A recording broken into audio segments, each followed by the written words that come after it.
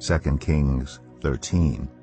In the 23rd year of Joash, son of Ahaziah, king of Judah, Jehoahaz, son of Jehu, became king of Israel in Samaria, and he reigned 17 years. He did evil in the eyes of the Lord by following the sins of Jeroboam, son of Nebat, which he had caused Israel to commit, and he did not turn away from them. So the Lord's anger burned against Israel, and for a long time he kept them under the power of Hazael, king of Aram, and Ben-Hadad his son. Then Jehoahaz sought the Lord's favor, and the Lord listened to him, for he saw how severely the king of Aram was oppressing Israel. The Lord provided a deliverer for Israel, and they escaped from the power of Aram. So the Israelites lived in their own homes as they had before, but they did not turn away from the sins of the house of Jeroboam, which he had caused Israel to commit. They continued in them. Also the Asherah pole remained standing in Samaria. Nothing had been left of the army of Jehoahaz except 50 horsemen, 10 chariots, and 10,000 foot soldiers, for the king of Aram had destroyed the rest and made them like the dust at threshing time.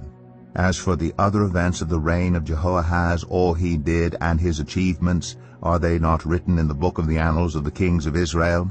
Jehoahaz rested with his ancestors and was buried in Samaria, and Jehoash his son succeeded him as king.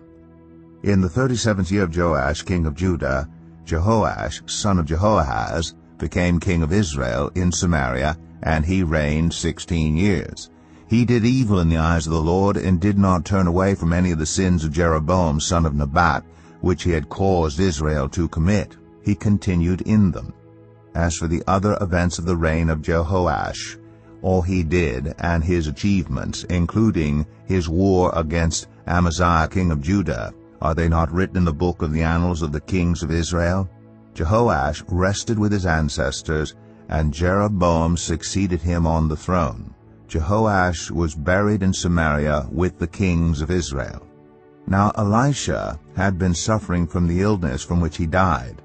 Jehoash king of Israel went down to see him and wept over him. my father, he cried, the chariots and horsemen of Israel.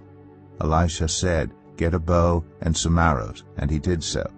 Take the bow in your hands, he said to the king of Israel. When he had taken it, Elisha put his hands on the king's hands. Open the east window, he said, and he opened it. Shoot, Elisha said, and he shot. The Lord's arrow of victory, the arrow of victory over Aram. Elisha declared, You will completely destroy the Arameans at Aphek. Then he said, Take the arrows, and the king took them. Elisha told him, Strike the ground. He struck it 3 times and stopped. The man of God was angry with him and said, You should have struck the ground 5 or 6 times. Then you would have defeated Aram and completely destroyed it. But now you will defeat it only 3 times. Elisha died and was buried.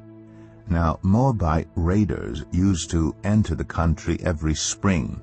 Once while some Israelites were burying a man, suddenly they saw a band of raiders, so they threw the man's body into Elisha's tomb. When the body touched Elisha's bones, the man came to life and stood up on his feet. Hazael king of Aram oppressed Israel throughout the reign of Jehoahaz. But the Lord was gracious to them and had compassion and showed concern for them because of his covenant with Abraham, Isaac, and Jacob.